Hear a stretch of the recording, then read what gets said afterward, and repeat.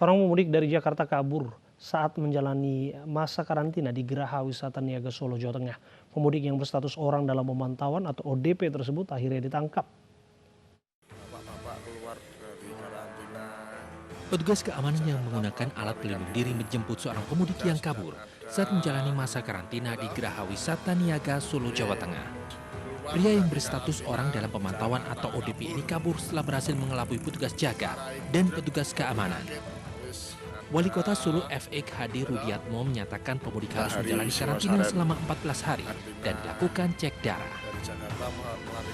Para pemudik yang mudik ke Solo tetap dikarantina 14 hari tanpa terkecuali, dan di situ dilakukan cek kesehatannya, cek laborat untuk diambil darahnya. Jadi tidak darah dari jari, namun dari pembuluh darah yang dari tangan itu sendiri. Nah, mudah-mudahan nanti hasilnya baik semua. Kenapa harus saya lakukan demikian?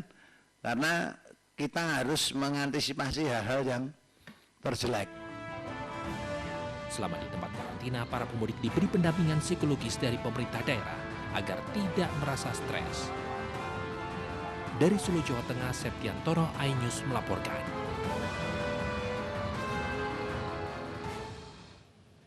Enam anak buah kapal motor Lambelu positif terjangkit virus corona setelah menjalani pemeriksaan oleh tim gugus tugas percepatan penanganan COVID-19 Sulawesi Selatan. KM Lambelu tidak diperbolehkan berlabuh dan para ABK menjalani karantina 2 mil dari Pelabuhan Soekarno-Hatta, Makassar. 26 anak buah kapal Lambelu positif terinfeksi virus COVID-19. Hasil itu didapatkan setelah dilakukan pemeriksaan kepada 42 orang dari 141 ABK yang saat ini sedang dikarantina di kapal. KM Lambelu dilarang bersandar di Pelabuhan Soekarno-Hatta, Makassar sesuai protokol kesehatan untuk setiap kedatangan. Nahkoda beserta para ABK harus menjalani isolasi mandiri selama 14 hari di kapal dengan pengawasan dari pihak keamanan, manajemen, dan otoritas pelabuhan kota Makassar.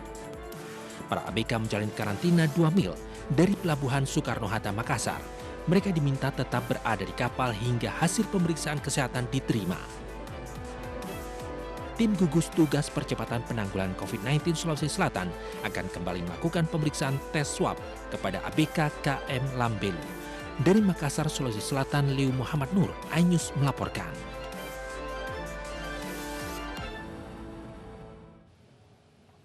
Ribuan buruh perusahaan yang memproduksi sepatu di Subang, Jawa Barat dirumahkan oleh pihak manajemen dengan alasan ekonomi yang memburuk karena corona.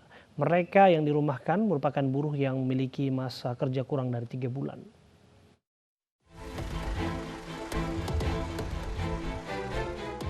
Satu.500 buruh perusahaan PT Taekwang terpaksa dirumahkan oleh pihak perusahaan. Perusahaan asal Korea Selatan yang memproduksi sepatu ini merumahkan pegawainya dengan alasan turunnya produksi akibat pandemi virus corona. Mereka yang dirumahkan merupakan buruh yang memiliki masa kerja kurang dari 3 bulan atau masih dalam masa percobaan. Diberhentikan sementara, yaitu para pekerja percobaan. Belum 3 bulan, itu belum masuknya pekerja tetap, masa percobaan diberhentikan sementara. Jumlahnya berapa? Kurang lebih 1.500 mungkin. Perusahaan berjanji akan mempekerjakan kembali para buruh yang dirumahkan saat ekonomi membaik dan produksi kembali normal. Dari Subang, Jawa Barat, Yudi Heriawan Juanda, iNews melaporkan. Minat pada program Kartu Prakerja semakin tinggi di tengah gelombang PHK dampak pandemi virus corona. Dalam sehari, Kemenko Perekonomian mencatat jumlah pendaftar dapat menembus 1,4 juta pendaftar. Sementara kuota yang disiapkan tiap minggunya hanya 164.000 penerima kartu. Antusias pendaftaran program Kartu Prakerja yang dimulai sejak 11 April lalu terus meningkat. Kemenko Perekonomian mencatat dalam 1 hari pembukaan pendaftaran tahap pertama jumlah yang melakukan registrasi sebanyak 1,4 juta orang. Setiap minggunya hingga minggu keempat bulan November 2020, program ini akan menerima kuota untuk sekitar 164.000 peserta. Namun dengan pertimbangan antusiasme pendaftar yang sangat tinggi, kuota 164.000 peserta per minggu akan segera dievaluasi untuk kemungkinan dilakukan peningkatan jumlah kuota per minggu. Menko Perekonomian Erlangga Hartarto memastikan tiap penerima kartu prakerja akan mendapat manfaat senilai lebih dari 3 juta rupiah. Setiap penerima kartu prakerja akan mendapatkan paket manfaat total senilai 3.550.000 yang terdiri dari yang pertama adalah bantuan biaya pelatihan sebanyak 1 juta yang dapat dipergunakan untuk mengikuti pelatihan 1 atau lebih, seluruhnya melalui platform digital mitra. Kemudian yang kedua, insentif akan dilaksanakan atau ditransfer melalui rekening bank atau e-wallet. Sampai akhir 2020 direncanakan akan ada lebih dari 30 gelombang pendaftaran dengan total anggaran yang disediakan oleh pemerintah untuk tahun ini adalah sebesar 20 triliun rupiah. Jumlah peserta yang ikut akan bisa mencapai 5,6 juta orang. Di Jakarta, Raharjo Patmo, iNews melaporkan. Selain petugas medis, tim supporting seperti petugas keamanan khususnya dari TNI Polri juga harus mendapatkan perhatian agar tetap sehat fisik dan jasmani saat bertugas. Meski penuh resiko, personil gabungan tetap menjalankan tugasnya mengamankan rumah sakit COVID-19 di Wisma Atlet Kemayoran. Terkadang hidup terasa berat, tak mengerti. Di tengah bertambahnya jumlah pasien corona yang dirawat, pengamanan rumah sakit COVID-19 di Wisma Atlet Kemayoran pun ditingkatkan. Petugas gabungan dari TNI Polri setiap hari bergantian menjaga rumah sakit ini. Rasa takut dan khawatir tertular virus pun harus disingkirkan demi tugas negara. Sementara kita sendiri di sini berada di zona hijau, itu melaksanakan unsur pengamanan.